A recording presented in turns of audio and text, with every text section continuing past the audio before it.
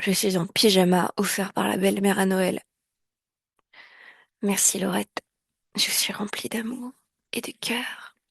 Et salut à tous, c'est Hélène Juan de Mendoza, opératrice externe en hypnose régressive ésotérique avec la méthode de Calogero Grifasi, également vulgarisatrice des concepts de la méthode et puis plus généralement créatrice de contenu autour de ce genre de trucs.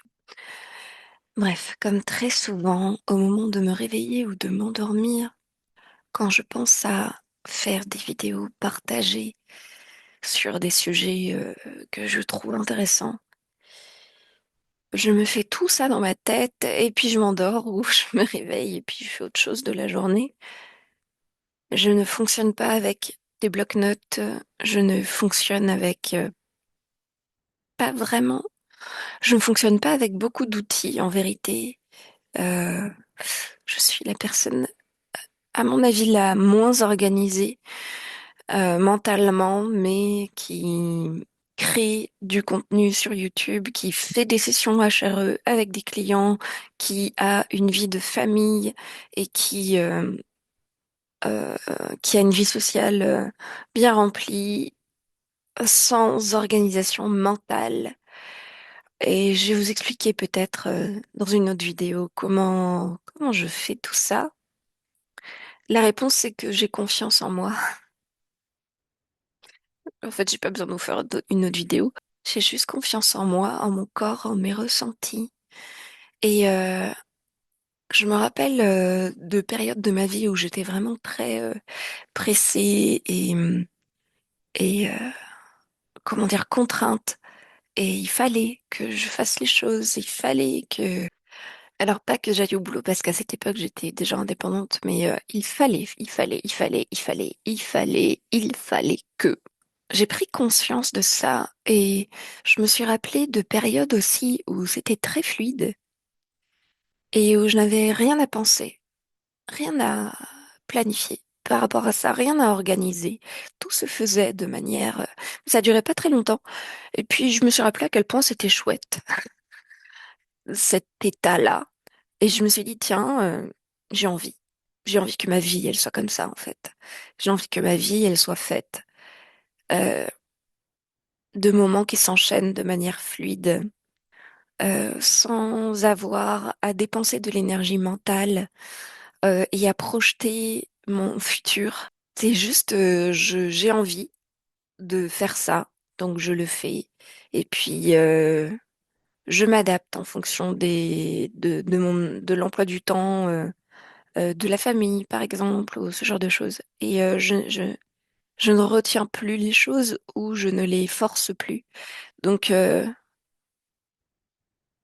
me rappelle un jour, mon chéri qui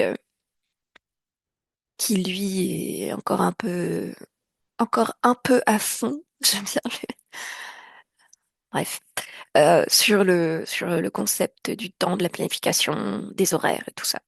Et je me rappelle un jour, il m'a dit oui, mais moi j'ai besoin de manger à telle heure, le midi, c'est à midi, etc. Et à l'époque déjà, je lui disais donc tu as besoin de te rassurer.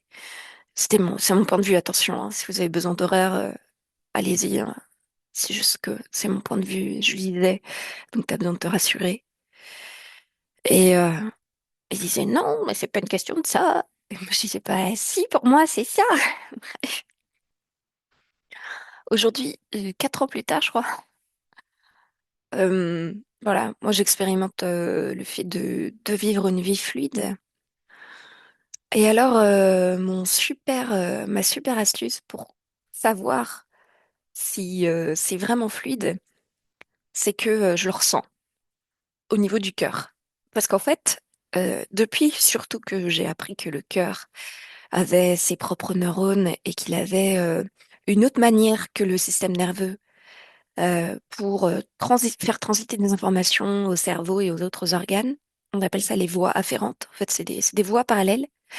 C'est des influences magnétiques, en fait.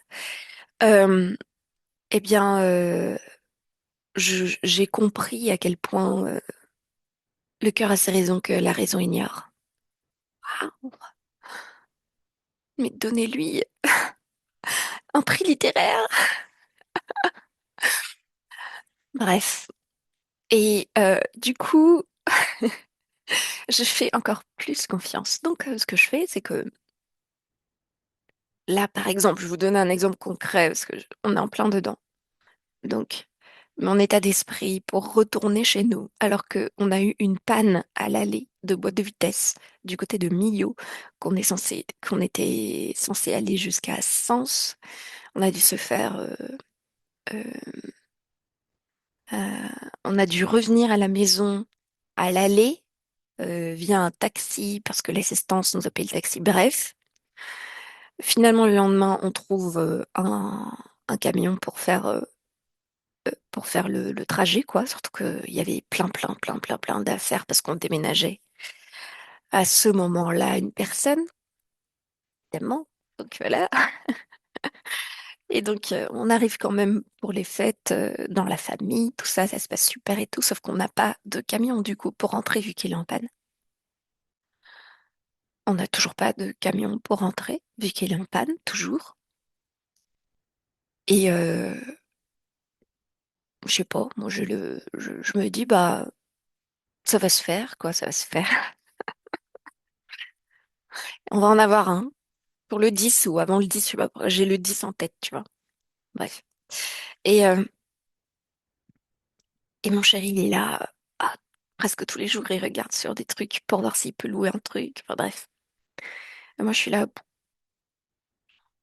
ça va le faire, quoi. Bon, évidemment, dans la matière, entre guillemets, dans la matière, puisque maintenant, vous savez que la matière et l'énergie, c'est pas deux choses différentes. En fait, c'est complètement indissociable, hein. Si je lance un bout de matière à plus de la vitesse de la lumière, il se transforme en lumière.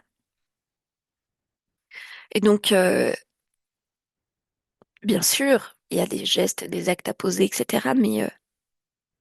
Mais c'est plus dans l'urgence ou dans l'attente ou dans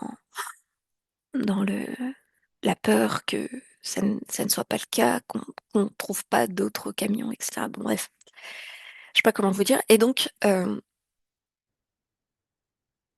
voilà, je crée, je crée pour le 10 un moyen de repartir chez nous, un moyen qui va nous permettre, voilà, d'être confortable, et comment je sais que ça arrive? Donc je concentre mon attention. Parfois je regarde, ou alors je ferme les yeux, ou alors je le ressens comme ça, c'est tout. Et dans mon cœur, ça, c'est ouvert. Ça me dit oui, ça vibre, c'est chaud, c'est voilà. Et là je me dis bon ok, tout va bien. Donc bref, je me fais confiance quoi. Ce que je veux vous dire aujourd'hui dans cette vidéo surtout, c'est que j'étais en train de penser à toutes ces fois, à tous ces humains, tous ces êtres, tous ces individus qui jouent leur jeu dans ce système. Et je me rappelle quand j'étais plus jeune, j'avais souvent cette image en tête. Je me disais, j'ai pas les bonnes cartes, j'ai pas les bonnes cartes. J'ai pas les bonnes cartes à jouer, quoi. C'est bizarre. D'abord, je m'en plaignais, puis ensuite, je me disais, bah, c'est bizarre. Puis là, ça a commencé à changer. Et je me suis figuré le système comme un jeu. Donc nous, on est dans un moteur de jeu. On n'est pas des éléments non joueurs du jeu, en fait. On prend vraiment part entière à l'élaboration du jeu et des règles, surtout. C'est-à-dire que je pousse le bouchon très loin, ok? Ça va peut-être pas plaire aux plus scientifiques ou aux plus cartésiens d'entre vous, mais je suis sûre que si une majorité de programmeurs que nous sommes décidaient demain que les chaises, ça vole à 10 centimètres au-dessus du sol, les chaises voleront à 10 centimètres au-dessus du sol. Vous voyez où je veux en venir?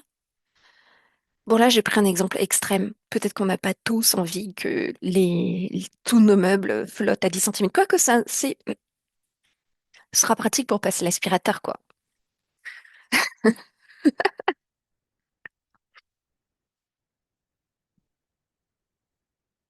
Bon, voilà, mais on peut trouver une autre règle, hein. Moi, je suis OK pour qu'on ait le souvenir de nos vies, de nos expériences.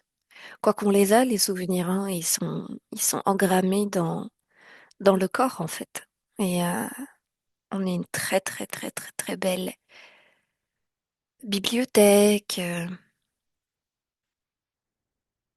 Enfin bon, vous voyez ce que je veux dire. Donc, j'étais en train de me figurer une sorte de grand aquarium, vous voyez. Et nous, on est des poissons dans l'aquarium. Et on est aussi ceux qui fabriquent l'aquarium. Et on est aussi ceux qui entretiennent l'aquarium. Pour pas qu'il y ait trop de vases ou de moisies par-ci par-là, ou que l'oxygène circule bien. Mais il y a différentes manières d'expérimenter l'aquarium. C'est le même liquide dans lequel on baigne, mais on a différentes compréhensions de l'aquarium. Il y en a, c'est des poissons, mais ça veut être des poissons volants. Donc, ils vont faire des sauts hors de l'aquarium. C'est mon cas. Je suis un poisson volant. J'aime bien replonger dans l'aquarium, finalement. Vous voyez, c'est comme quand vous viviez dans la campagne, vous êtes dans le calme, vous appréciez le calme, et puis vous revenez de temps en temps dans une ville très bruyante, pardon, comme Paris. Et avant, là où vous subissiez Paris, vous vous disiez, ah, je déteste le bruit de Paris, les gens pressés, les gens, oh là là, ça m'énerve, j'ai envie de partir, hein, parce que vous subissez, mais en fait, c'est un choix. Si vous revenez de temps en temps, là, vous commencez à apprécier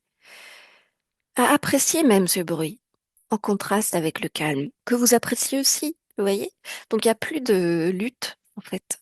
Et donc, il y en a qui font des ellipses, il y en a qui font des tours et des tours et des tours, il y en a qui restent sur place, qui sont là à observer les autres, ou qui observent le liquide dans lequel ils baignent, ou qui observent leur corps.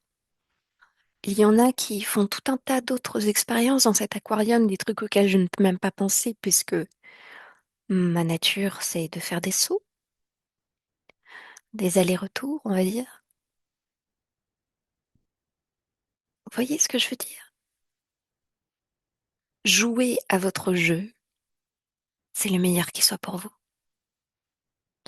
Allez, je vais me recoucher. Ah non, peut-être m'occuper de mon fils, quoi. Mince alors. Bonne journée. Oui, j'arrive.